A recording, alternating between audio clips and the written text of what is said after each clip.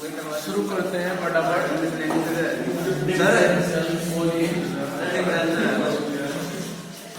Sir वही करवा दे chapter 8 की क्वेश्चन है। अच्छा वो चलो करा दूंगा पहले कम से कम आज पढ़ तो लोगे आप, जैसे कि आप पढ़ते हैं 11-12 बजे पढ़ते हैं तो कम से कम इसको आप पढ़ तो लेंगे जा करके। ऐसा ना कि आप घर से लेके आपको मैंने ये नहीं पढ़ाया फिर आप कहेंगे सर हमारा टाइम खराब हो गया, रात में हम 9 बजे से लेकर के 12 बजे ऐसे बैठे रहे फ्री। तो सुनो डिफरेंशियल इक्वेशन जो एक चैप्टर है ये आपके टेस्ट में आएगा सैटरडे। सबसे पहले आपको सोचना पड़ेगा डिफरेंशियल इक्वेशन में जो जिक्र आता है आपके यहाँ पे कि डिफरेंशियल इक्वेशन क्या है, डेफिनेशन क्या है डिफरेंशियल इक्वेशन। तो एक ऐसी इक्वेशन जिसमें डेरिवेटिव्स आएंगे किसके, एक डिपेंडेंट वेरिएबल के इंडिपेंडेंट वेरिएबल के रेस्पेक्ट में, जो आप आज तक करते आए हो dy/dx d2/dx², इसको बोलते हैं differentiation of dependent variable with respect to independent variable. यहां पे y डिपेंडेंट वेरिएबल है और x अपने आप में इंडिपेंडेंट वेरिएबल है, ये बात आप ध्यान रखना। y इज डिपेंडेंट वेरिएबल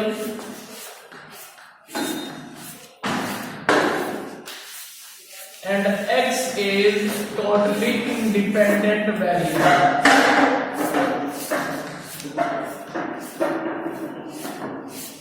और जो आप करते हैं dy/dx इसको बोलते हैं हम differentiation of dependent variable with respect to independent variable. Distance बनाओ बीच में, तो मैं क्या करूं फेस में, डिस्टेंस बनाओ, उधर उस जाओ, उधर को जाओ 2 मीटर।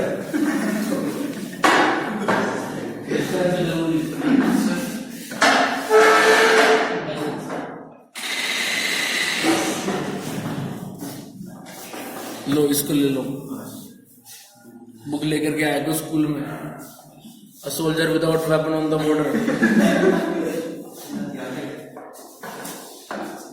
तो बेटा स्कूल में जब आ रहे हो तो किताब लेकर के नहीं आया करो,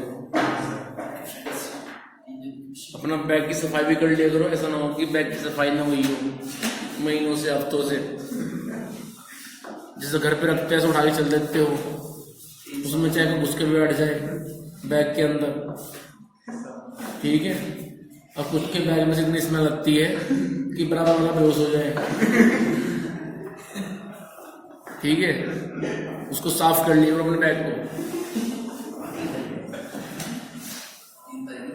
अब होता क्या है कि बैग की सफाई क्यों नहीं हो पाती, मालिक खुद अपनी सफाई नहीं करता है, ताकि क्या करेगा। तो यहां पे हम बात कर रहे हैं y अपने आप में डिपेंडेंट वेरिएबल है, x अपने आप में इंडिपेंडेंट है। तो जो आप आज तक करते आए हैं डिफरेंशिएशन, उसको बोलते हैं differentiation of dependent variable y with respect to independent variable x। तो dy/dx को अपने माइंड में अब आप ऐसा मान के चलेंगे, ऐसा एज्यूम करेंगे कि differentiation of a dependent variable y with respect to independent variable x। तो जो ये आप पढ़ेंगे डिफरेंशियल इक्वेशन, उसके लिए जो मेन डॉज है, ठीक है, जो मेन टर्म है वो ये है। जैसे आपने पढ़ा था क्लास 10th में इक्वेशन, क्वाड्रेटिक इक्वेशन है, वो क्या थी, ax² + bx + c = 0। तो वहां बताया गया था आपको a नेवर इक्वल्स टू 0।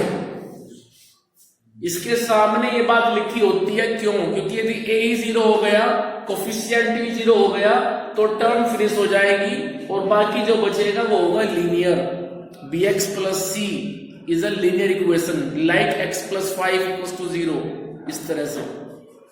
तो इसीलिए ध्यान रखना है डिफरेंशियल इक्वेशन के लिए जो मेन टर्म है वो है dy/dx।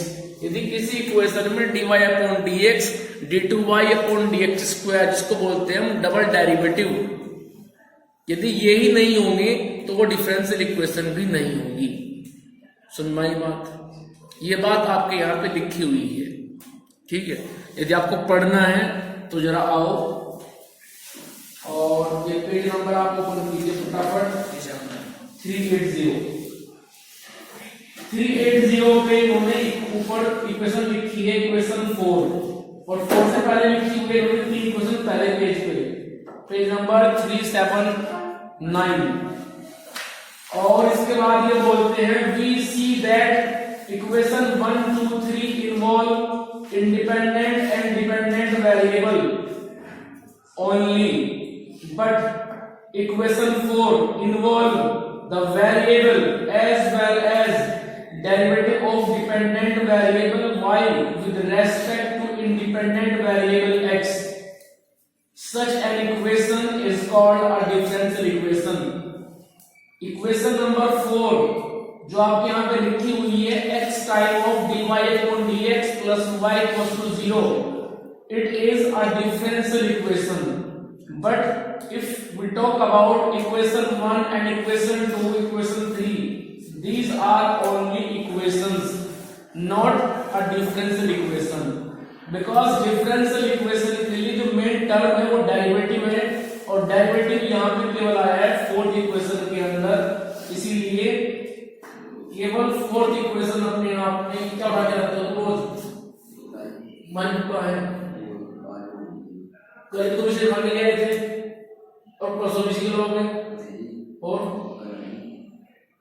तो मान कर रहे हैं इसमें क्या पढ़ लोगे तुम?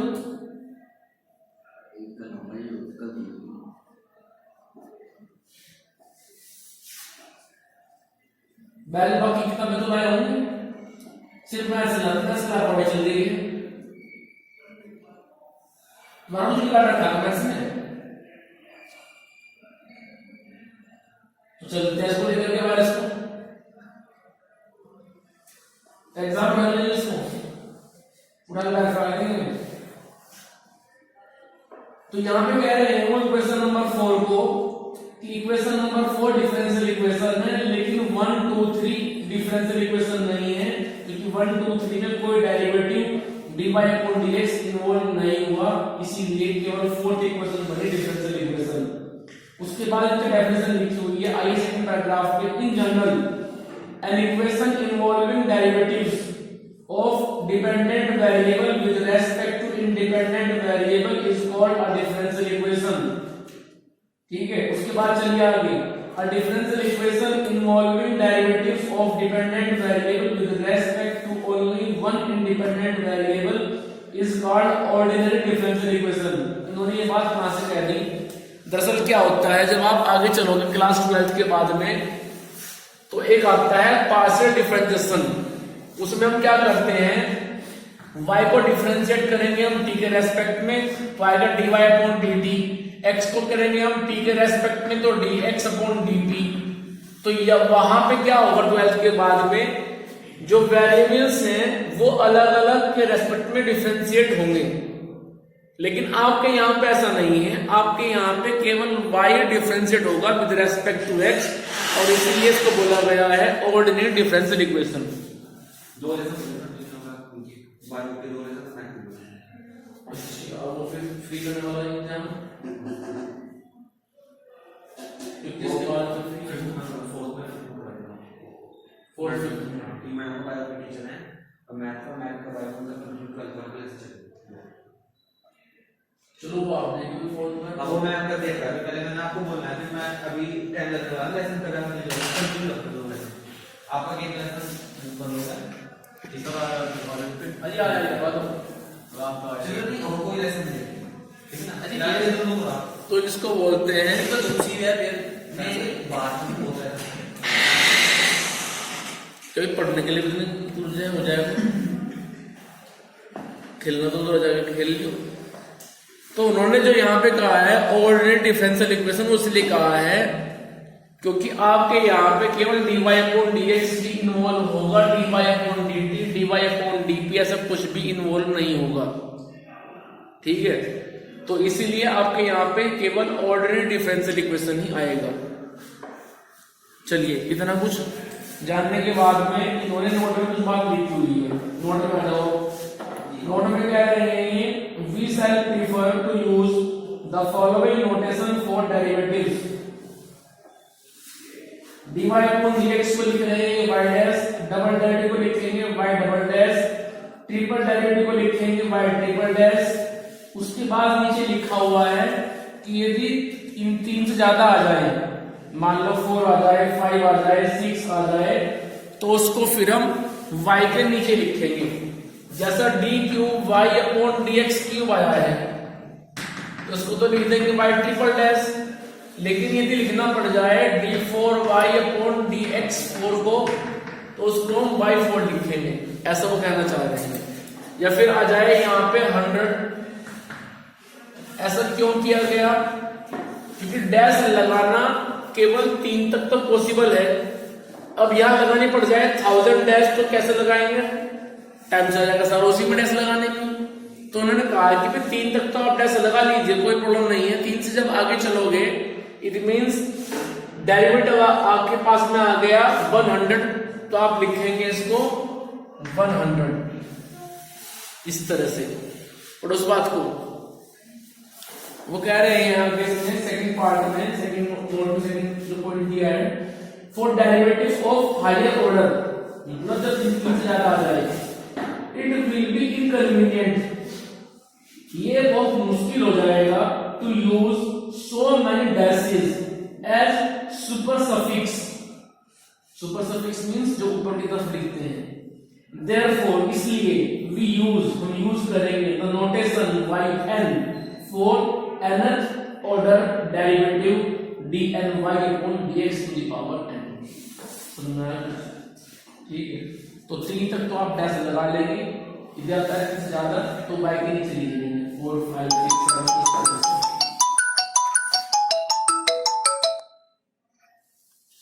चलिए आगे। अब इसके बाद में लिखा है आगे पढ़िया पॉइंट 9.2.1। इसमें वो कह रहे हैं order of a differential equation. आपके यहाँ पे अब ऑर्डर और डिग्री की 2 चीजें आएंगी। तो ऑर्डर और डिग्री ये आप कैसे पता लगाएंगे, कैसे आप डिफाइन करेंगे, जरा सुनो उसको ध्यान से। ऑर्डर जो होता है वो किसी भी डिफरेंशियल इक्वेशन में जो डेरिवेटिव इन्वॉल्व हो रहा है, मान लो आपके पास डिफरेंशियल इक्वेशन है, तो आप उस डिफरेंशियल इक्वेशन में ये देखिए कि जो डेरिवेटिव आप यूज कर रहे हैं उसका हाई ऑर्डर क्या है। आओ जरा, मैंने एक डिफरेंशियल इक्वेशन लिखी कि d2y upon dx square plus y time of dy upon dx plus x equals to 0। मैंने ये इक्वेशन लिख दी, ठीक है। अब इस इक्वेशन में आप चेक करेंगे कि हाईएस्ट ऑर्डर का डेरिवेटिव कहां है। भाई ये सिंगल डेरिवेटिव, ये डबल डेरिवेटिव, तो जो हाईएस्ट ऑर्डर का डेरिवेटिव आया है वो ये आया है, तो इसकी वजह से ऑर्डर बन जाएगा 2। हमेशा आपको चेक करना पड़ेगा डिफरेंशियल इक्वेशन में कि जो डेरिवेटिव आया है सबसे ज्यादा या सबसे बड़े ऑर्डर का डेरिवेटिव कौन सा है। जैसे जब आप चेक करते थे क्लास 9th में डिग्री, मैंने आपसे कहा कि भाई इक्वेशन है मेरे पास x स्क्वायर प्लस x की पावर 5 प्लस x बराबर 0। मेरे पास इक्वेशन है x square plus x equals to 0, और मैंने कहा बताओ भाई इन दोनों की डिग्री क्या है। तो आप चेक कर देते x की हाईएस्ट पावर, यहाँ पे x की हाईएस्ट पावर 5 है, so degree of this equation is 5। यहाँ पे x की हाईएस्ट पावर 2 है, so degree of this equation is 2। तो यहाँ पे चेक करना पड़ेगा हाईएस्ट ऑर्डर का डेरिवेटिव क्या है, ठीक है। वो यहाँ फिलहाल 2 है तो ऑर्डर बन जाएगा 2। क्लियर? अब सुन लो डिग्री की बात। डिग्री भी आपको उसी से मिलेगी जहां से आपको ऑर्डर मिल रहा है। जैसे इसको आप ब्रैकेट में बंद करो और उसके बाद चेक करो, यहां देखो जरा देखते कि इसकी पावर में यहां पे क्या लिखा हुआ है, ठीक है। यदि वहां पे कुछ नहीं लिखा हुआ है तो पावर उसकी 1 है, यदि कुछ लिखेंगे मान लो 4 लिखते हैं 5 लिखते हैं तो उसको बोल देंगे हम उसकी डिग्री। ठीक है, तो जहां से आपको ऑर्डर मिलेगा उसी के पास से आपको डिग्री भी मिलेगी। कई बार बच्चे क्या करते हैं, मान लो बुक में दे दिया उन्होंने ऐसे, तो बच्चे लिख करके आते हैं ऑर्डर टू डिग्री 100। ऐसा नहीं है, जिस टर्म से जिस डेरिवेटिव ने आपको ऑर्डर दिया है आप उसी की पावर चेक करें, उसकी पावर कितनी है, वहीं से आपको मिलेगी डिग्री। डिग्री का मतलब होता है degree of highest order derivative. Clear? लेकिन अब सुनो ध्यान से आदित्य, एक केस ऐसा भी आता है कि जब डेरिवेटिव्स मतलब y dash, y double dash, y triple dash किसी की पावर में आ जाए और किसी फंक्शन में आ जाए, जैसे कि साइन के एंगल में आ जाए, sine y dash, sine y double dash, या फिर ऐसा हो जाए कि y की पावर x की पावर में आ जाए y डैश, e की पावर में आ जाए y डैश। तो जब ऐसे होगा कि y डैश किसी की पावर में किसी की एंगल में जाएगा तो उस डिफरेंशियल इक्वेशन में आपको ऑर्डर तो मिलेगा, लेकिन डिग्री आप लिख कर क्या आओगे, degree is not defined, means degree does not exist. ठीक है, सुनना आ गया? किस केस में? जब डेरिवेटिव किसी की पावर में इन्वॉल्व होगा या फिर किसी ट्रिग्नोमेट्रिक फंक्शन के एंगल में इन्वॉल्व होगा तो उस केस में डिग्री होगी डज नॉट एग्जिस्ट। चलिए अब चलते हैं एक्सरसाइज का 9.1 से खत्म कर देते हैं। अभी क्वेश्चन नंबर आप 1 देखिए। क्वेश्चन नंबर 1 में दिया है d4y upon dx4 plus sin y triple equals to 0। तो यहाँ पे ऑर्डर हो जाएगा 4 और डिग्री हो जाएगी 1, क्योंकि d4y अपॉन dx4 की जो डिग्री है फिलहाल वो 1 है, तो ऑर्डर भी 1 और डिग्री भी 1। सेकंड में आप y dash plus 5y equals to 0, तो y डैश का मतलब क्या हुआ, dy अपॉन dx हुआ। ठीक है, so dy upon dx plus 5y equals to 0, यहाँ पे ऑर्डर हो जाएगा 1 और डिग्री कितनी होगी, आर्यन डिग्री 1। चलिए थर्ड में आओ, थर्ड में देख कर बताओ रजत ऑर्डर कितना है, डिग्री कितनी है। ऑर्डर 4 है भाई, 4 ऑर्डर कहां पे आया, 2 ऑर्डर का आया है, 4 तो उसकी ds अपॉन dt की पावर दी हुई है। ऑर्डर का मतलब होता है, ठीक है, ये तो इसकी पावर दी हुई है। आप देखिए हाईएस्ट ऑर्डर कहां पे है, ऑर्डर का मतलब ये है, देख सिंगल डेरिवेटिव तो होता है dy upon dx, double derivative होता है d2y upon dx square, triple derivative होता है d3y अपॉन dx क्यूब, फिर d4y अपॉन dx4। ठीक है, ये चेक करने हैं, ये आपको ऑर्डर देंगे। यदि ये इन्वॉल्व है उस डिफरेंशियल इक्वेशन में तो ऑर्डर 1, यदि ये इन्वॉल्व है तो 2, ये इन्वॉल्व है तो ऑर्डर 3, ये इन्वॉल्व है तो ऑर्डर 4। और इन्हीं को ऐसे भी लिखते हैं कि y dash, y double dash, y triple dash, इसको लिखेंगे y4। ठीक है, ऐसा भी लिखते हैं, तो इनसे मिलेगा आपको ऑर्डर। और रही बात डिग्री, तो डिग्री भी आपको इन्हीं से मिलेगी। इनकी पावर चेक कर लियो कि ऊपर कौन बैठा हुआ है, यहाँ पे कौन बैठा है। ठीक है, तो वो बन जाएगी आपको डिग्री। चलिए अब क्वेश्चन नंबर 4 में आओ। क्वेश्चन नंबर 4 में जो ऑर्डर है हाईएस्ट ऑर्डर वो d2y अपॉन dx स्क्वायर आया, लेकिन जब डिग्री ढूंढने जाओगे अगर तो डिग्री क्या आपको मिलेगी, यहाँ पे मैंने क्या बताया था अभी, डिग्री उस केस में जब कोई डेरिवेटिव किसी ट्रिग्नोमेट्रिक फंक्शन के एंगल में आ जाए, किसी की पावर में आ जाए, तो डिग्री वहां पे नहीं होती है। लिखना है डिग्री इज नॉट डिफाइंड। तो यहाँ पे कोस के एंगल में देख रहे हो आप, dy अपॉन dx आ गया, मतलब डेरिवेटिव आ गया, इसलिए डिग्री यहाँ पे हो जाएगी नॉट डिफाइंड। हाँ भी फर्स्ट पार्ट में फिर से होगा, ये ग्रोथ हो गया। फर्स्ट पार्ट में साइन के एंगल में y ट्रिपल डैश है फर्स्ट क्वेश्चन में, तो जब साइन के एंगल में y ट्रिपल डैश है मींस ट्रिपल ऑर्डर का डेरिवेटिव है, तो यहां पे क्या आना डिग्री नॉट डिफाइंड। तो मैं यहां पे डिग्री लिख करके आना फर्स्ट पार्ट में नॉट डिफाइंड। चलिए फिफ्थ में आओ।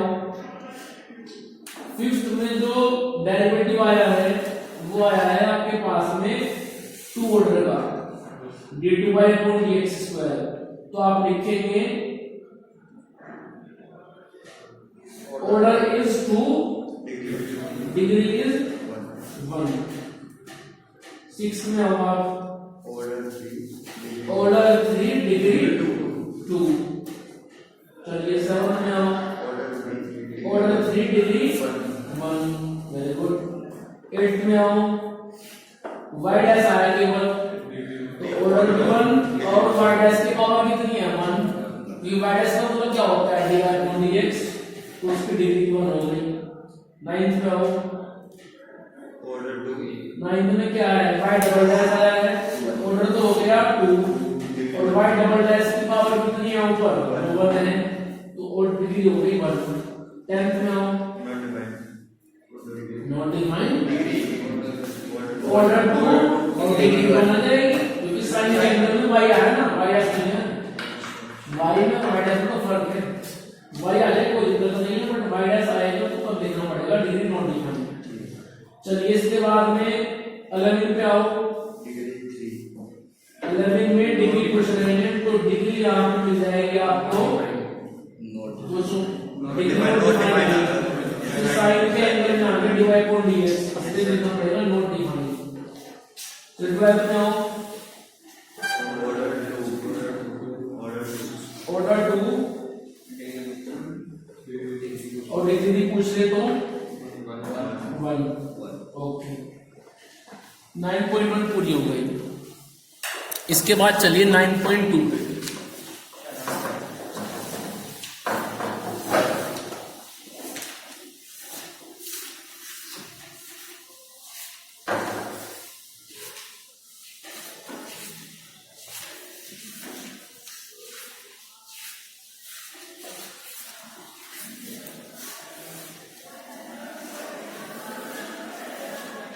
अब सुनो 9.2 में क्या होगा वो तो बाद की बात है, जरा पहले इधर देखो। जब आप क्लास 10th में थे तो 10th में आपने समझे थे दो प्रोसेस, जैसे आप पढ़ते हैं केमिस्ट्री में रिवर्सिबल इक्वेशन,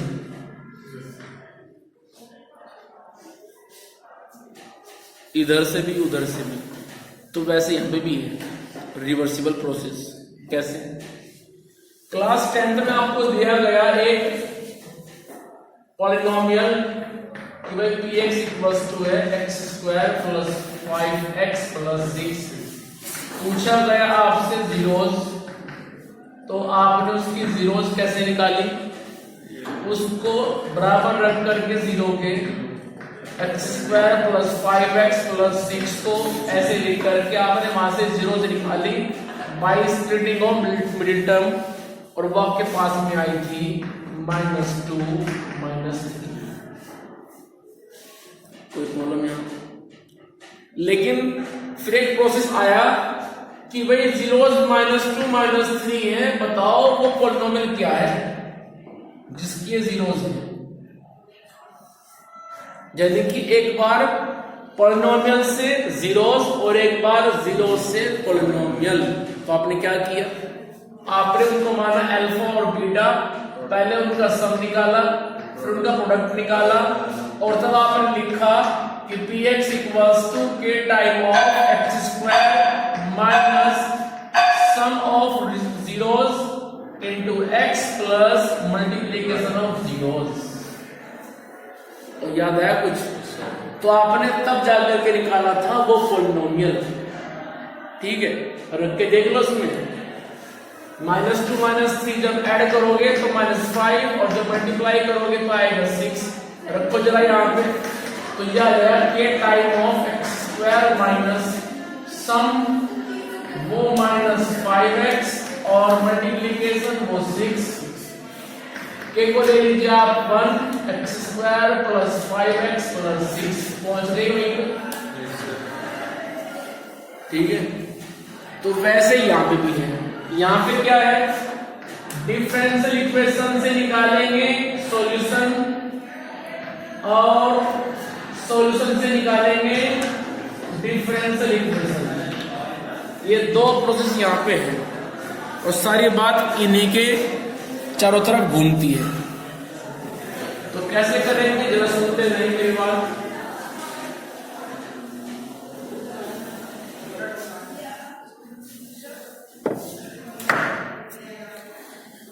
देखो जरा, डिफरेंशियल इक्वेशन, इसके लिए मेन टर्म क्या है?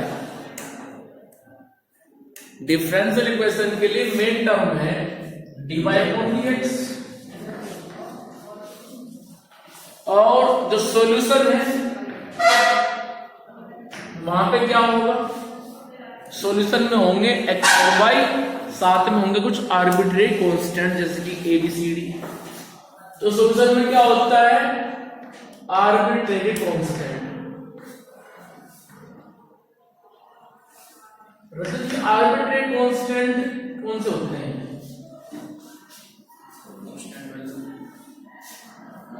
आर्बिट्रेरी कांस्टेंट 1 और ABCD है।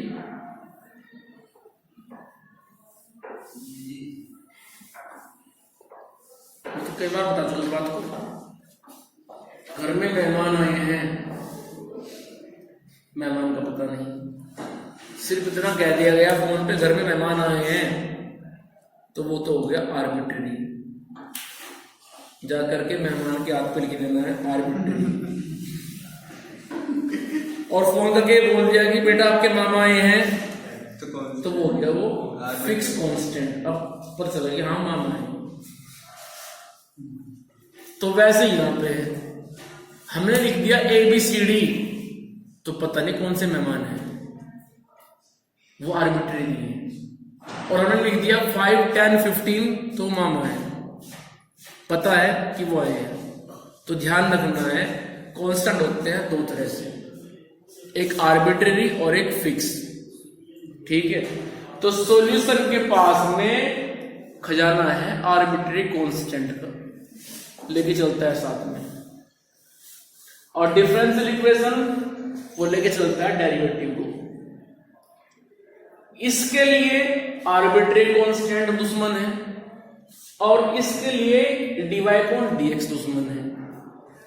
ठीक है, अब हम जाना है डिफरेंशियल इक्वेशन से सॉल्यूशन में।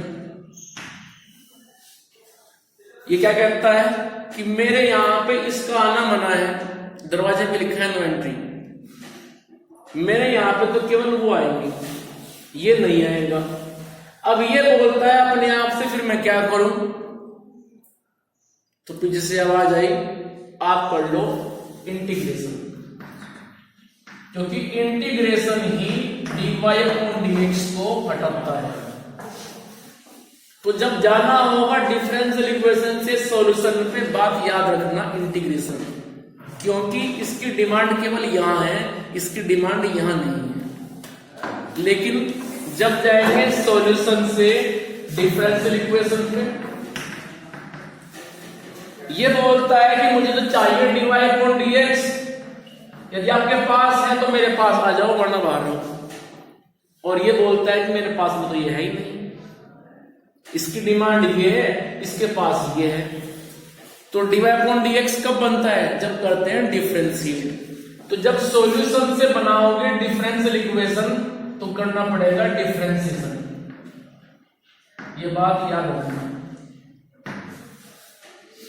ठीक है, इंटीग्रेशन तो एक बार होगा, लेकिन डिफरेंशिएशन मोर देन 1 टाइम्स हो सकता है। आप कहोगे कि कैसे चलेगा पता कि डिफरेंशिएशन एक बार करना या फिर 1000 बार करना?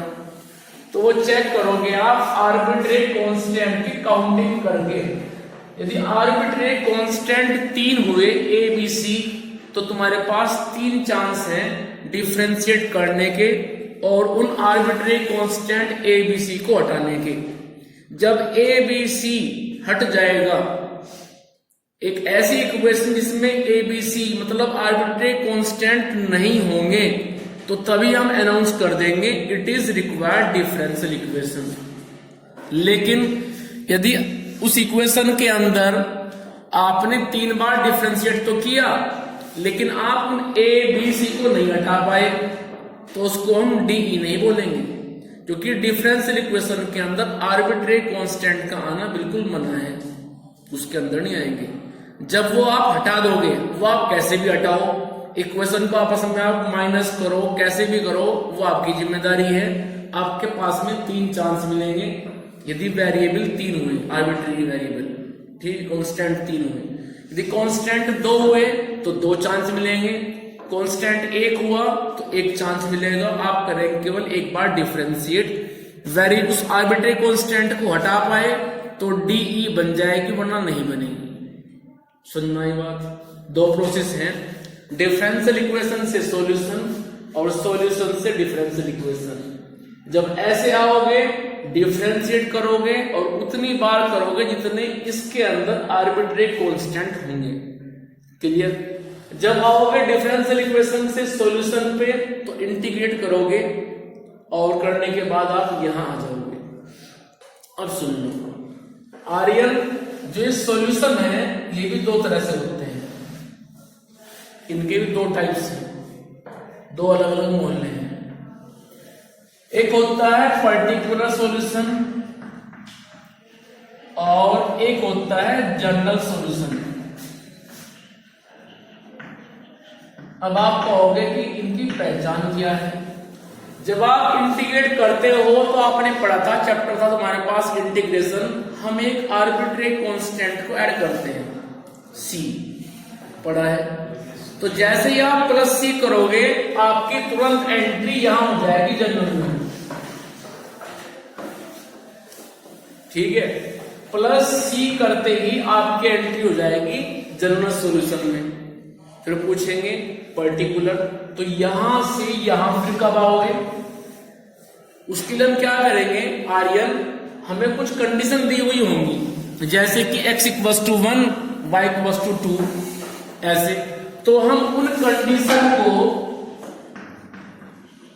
कंडीशन को यूज करके हम निकालेंगे c की वैल्यू, और वो c की वैल्यू जितनी भी आएगी उस जनरल सॉल्यूशन के अंदर रख देंगे और तुरंत पहुंच जाएंगे हम पर्टिकुलर